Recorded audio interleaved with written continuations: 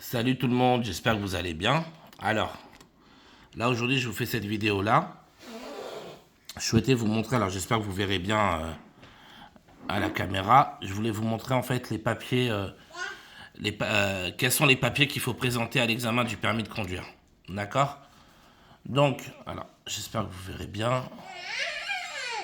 Voilà, donc, alors la preuve de l'identité lors des épreuves théoriques et pratiques du permis de conduire est établie au moyen de l'un des documents suivants en cours de validité ou périmé lorsqu'il en est expressément disposé ainsi. Donc pour les Français, donc, vous devez présenter le passeport ou le passeport de service ou le passeport de mission délivré en application des articles 4 à 17, validé ou périmé depuis moins de 5 ans à la date de demande. D'accord ?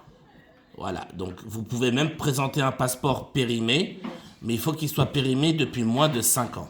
D'accord les amis? Ou bien, il faut présenter un passeport délivré en application des dispositions antérieures, y compris périmé depuis moins de 2 ans à la date de la demande. La carte, alors ensuite vous pouvez présenter, donc là c'est toujours pour les Français, on est d'accord, donc passeport ou carte d'identité, ok. Le permis de conduire sécurisé conforme au format Union Européenne, donc si par exemple vous allez passer votre permis moto et que vous avez déjà votre permis voiture, vous pouvez présenter vos permis de conduire voiture par exemple, qui fera office de pièce d'identité pour le jour de l'examen. D'accord les amis? Le récépissé valant justification de l'identité en application. Bon, j'avoue que j'ai pas très bien compris ça. Le récépissé valant justification de l'identité. Bon, ça me parle pas les amis. Donc tout ça c'était pour les Français.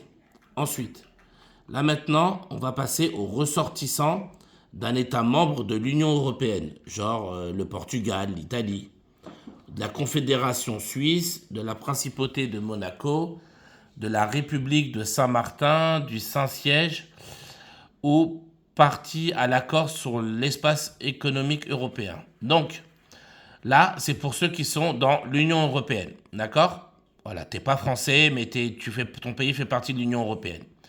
Donc, il faut que tu présentes soit la carte nationale d'identité donc de ton pays, ou bien le passeport, pareil, de ton pays, ou bien la carte de résident longue durée, CE de l'Union européenne, quelle que soit la mention apposée sur la carte, ou la carte de séjour temporaire de l'Union européenne, quelle que soit la mention apposée sur la carte, le permis de conduire sécurisé au format Union européenne.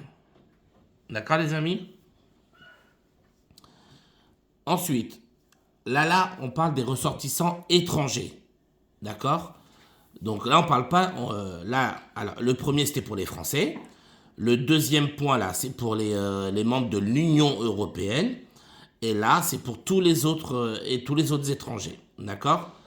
Donc, vous pouvez passer votre permis de conduire avec un passeport, ou bien votre carte de résident, quelle que soit la mention, la carte de séjour temporaire, quelle que soit la mention, le visa long séjour valant titre de séjour validé par l'Office français de l'immigration et de l'intégration, la carte de séjour pluriannuelle, quelle que soit la mention, le certificat de résidence algérien, l'autorisation provisoire de séjour, quelle que soit la mention apposée sur la carte, à condition qu'elle prolonge un séjour sur le territoire d'une durée supérieure à 185 jours. Le récépissé de la demande de renouvellement du titre de séjour. L'attestation de demande d'asile délivrée depuis plus de 9 mois et autorisant son titulaire à travailler. Le récépissé constatant la reconnaissance d'une protection internationale remis à l'étranger lui octroyant le statut de réfugié ou le titre de voyage pour réfugié. D'accord?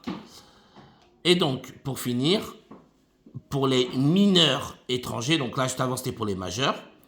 Maintenant, pour les mineurs étrangers, outre les documents visés à l'article 1er, cette preuve est apportée au moyen du document de circulation pour étrangers mineurs, d'un titre d'identité républicain, du récépissé constatant la reconnaissance d'une protection internationale remis à l'étranger, lui octroyant le statut de réfugié ou le passeport des parents si le candidat y figure avec une photo ressemblante.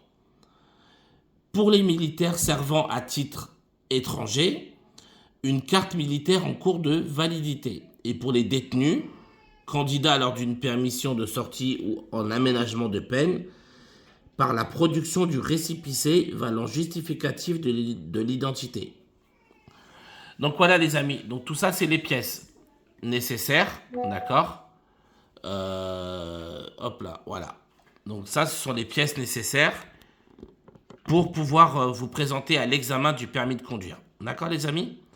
Donc voilà, là c'est le site officiel, hein, c'est le Légifrance. Ok, on est sur le site Légifrance. Alors attendez, je vous montre. Voilà, vous voyez, Légifrance. Donc c'est vraiment le site officiel. Donc voilà, c'est l'arrêté du 23 décembre 2016.